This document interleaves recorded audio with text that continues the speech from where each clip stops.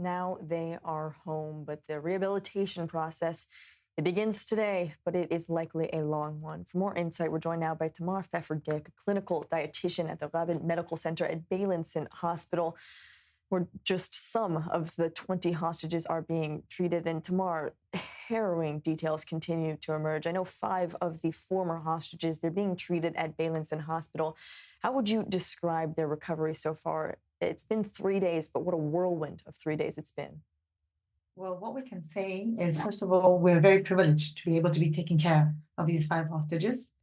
All 5 hostages came in a malnourished situation.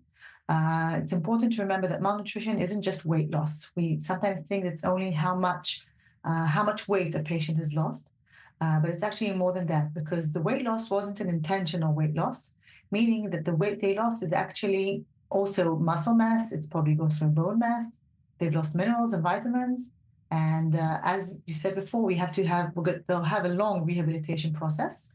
And each patient has a dietitian that is actually working with them already in the hostage unit.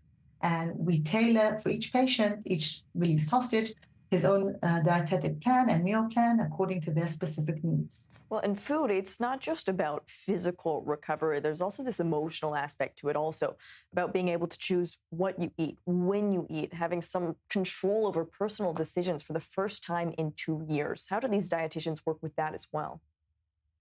Well, of course, we have, like in every dietetic process, we have what we think a patient should eat and what they would like to eat.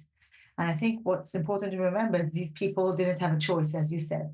So, of course, what they want to eat is mostly homemade food. They miss their mother's food, their grandmother's food. That's what they miss. So we take what they would like to eat, and we sort of have we add into it whatever we think they should have: extra vitamins, extra protein, extra fats, and they of course choose what to eat. We do not force them to eat anything. We don't decide what they eat. They're free to choose what they want to eat, whatever they want to eat. These are people that didn't have the option to go and open a tap and have clean water till a few days ago. So we give them every option and every choice they would like. And also explain to them, you need to have a bit more of this, a bit more of that. And we incorporate our knowledge and what we think they should have together with their passions and needs and the foods they've been missing. And Tamar, in these immediate days following their release, what is the most crucial medical task, especially when it comes to food, compared to even more of the long-term rehabilitation? Well, the short term is actually what we're more worried about. Initially, what we were worried about is a situation called refeeding syndrome.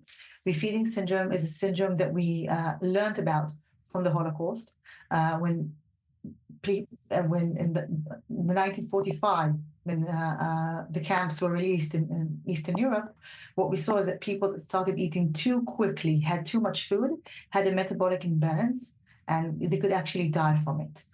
Nowadays, in 2025, we don't see it usually from people who have been starved, but more in patients who have to fast for medical reasons. And then when we start feeding them again, we do it very gradually. Back in November 23, already with the Ministry of Health, we built a new protocol of how to treat hostages returning. And the idea is to have a gradual reintroduction of food, which is accompanied by medical examinations and blood tests to make sure there's no electrolyte imbalancement. If there is, we correct it. And you can slowly, therefore, and after we correct it, they can therefore go on continuing to adding food. And this is done very gradually to avoid refeeding syndrome. And in the long run, we want to really, like you said, rehabilitate them. So each one has its own needs. One patient, one hostage isn't like the other. They all have a different lifestyle. They'll all go back to a different way of living, and they will all have a personally tailored dietetic program in order to rehabilitate them and to get them back to their regular life. It will take time. It will take time to get them back to being gain weight with muscle mass and improve their nutritional status, but we believe they'll be up and going in no time. It will take time, but they are getting all of the time and all of the necessary resources that they need right here in Israel. Tamar Pfeffer-Gik, thank you so much for being with us on I-24 News today. Thank you.